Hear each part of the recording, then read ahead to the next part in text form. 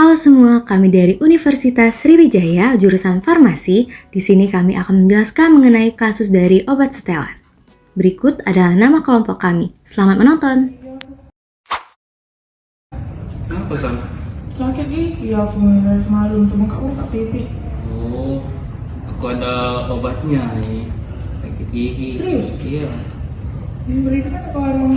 Aku di warung. Coba lihat obatnya. Ini lah obatnya. Sakit gigi. Obat sakit gigi Ya, nih kan? ya, pasti sembuh pastinya nih. Sudahlah, makan melah daripada sakit gigi terus. Iya. Yang pasti ya. Ya, sama-sama.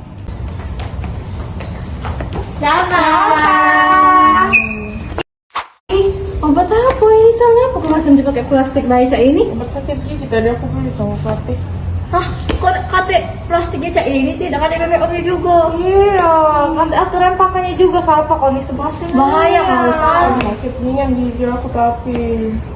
Setahu aku Berdasarkan kasus yang terjadi, Salva membeli obat setelan yang ditawarkan Fatih dengan harapan dapat mengurangi rasa sakit gigi yang ia alami.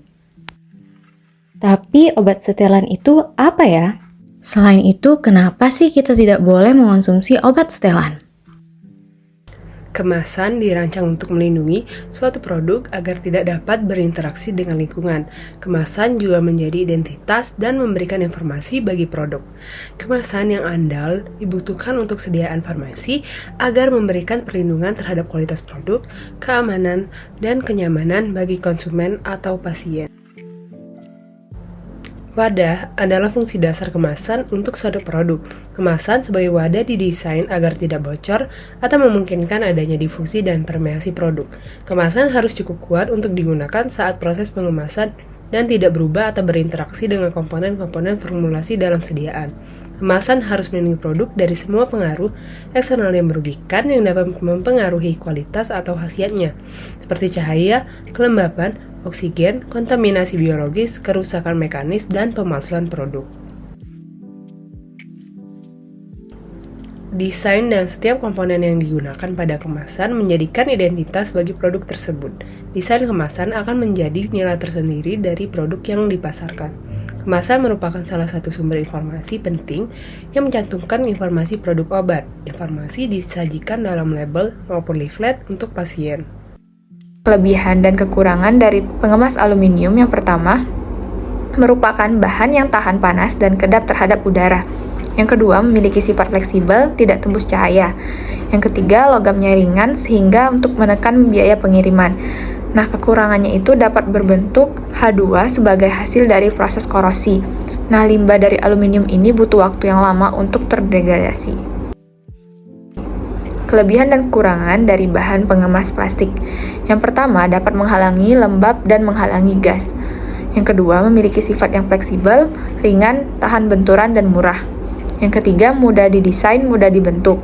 Kekurangan dari bahan plastik ini menyebabkan leaching, terjadi reaksi kimia antara bahan obat dengan plastik, dan juga terabsorpsi bahan aktif ke dalam plastik.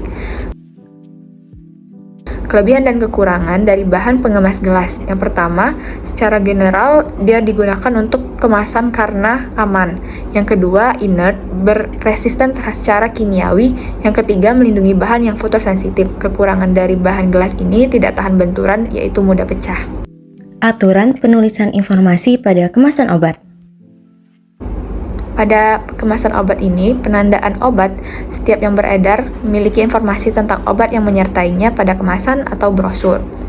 Yang harus diperhatikan saat membeli obat adalah memperhatikan isi dari penandaannya, yaitu nama obat dan zat aktif, logo obat, nomor izin edar atau nomor registrasi yang telah terdaftar di Badan POM.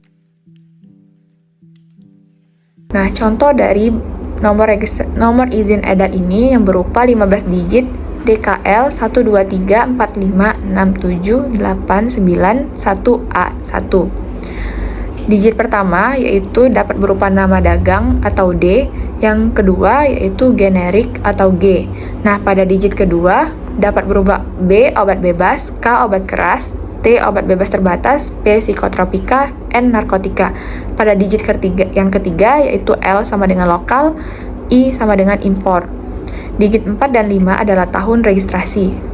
Nah, digit 6, 7, dan 8 sampai seterusnya yaitu berupa identitas yang diproduksi oleh setiap industri farmasi. Batas kadaluarsa dari obat selanjutnya itu batas waktu pada yang melewati jaminan produsen terhadap kualitas produk. Bila penggunaannya melewati dari batas kadaluarsa ini, produsen tidak menjamin kualitas produk. Kemasan obat. Selanjutnya, kemasan obat dalam keadaan baik, seperti segel tidak rusak, warna dan tulisan pada kemasan tidak boleh luntur. Nama dan alamat industri farmasi juga disebutkan pada kemasan obat. Indikasi obat yang berupa khasiat dan kegunaan dari suatu obat yang dipastikan indikasi obat tercantum pada kemasan sesuai dengan gejala penyakit yang dialami. Yang selanjutnya yang harus tercantum dalam penandaan obat yaitu efek samping obat yang tidak diinginkan mungkin terjadi setelah minum obat. Misalnya dapat menyebabkan kantuk, mual, gangguan dalam saluran cerna. Waspada obat-obat setelan. Obat setelan tidak dikemas dalam kemasan asli dari industri farmasi, sehingga mutu obat tidak terjamin. Obat tidak memiliki izin edar BPOM. Pada kemasan obat tidak diketahui kandungannya, tidak ada identitas nama, tidak ada nomor batch, expired date, indikasi, dan aturan pakai sehingga mutu dan keamanan obat tidak terjamin. Laporan ke Halo BPOM atau unit pelayanan pengaduan konsumen BPOM terdekat jika menemukan penjualan obat setelan. Nah, Salva lah ngerti belum kau obat tuh yang bener tuh, yang kemasannya bener, yang ada BPOM, bukan yang salah-salah cak itu. Iya, aku dia obat yang cak itu bahaya kau tapi cak itu.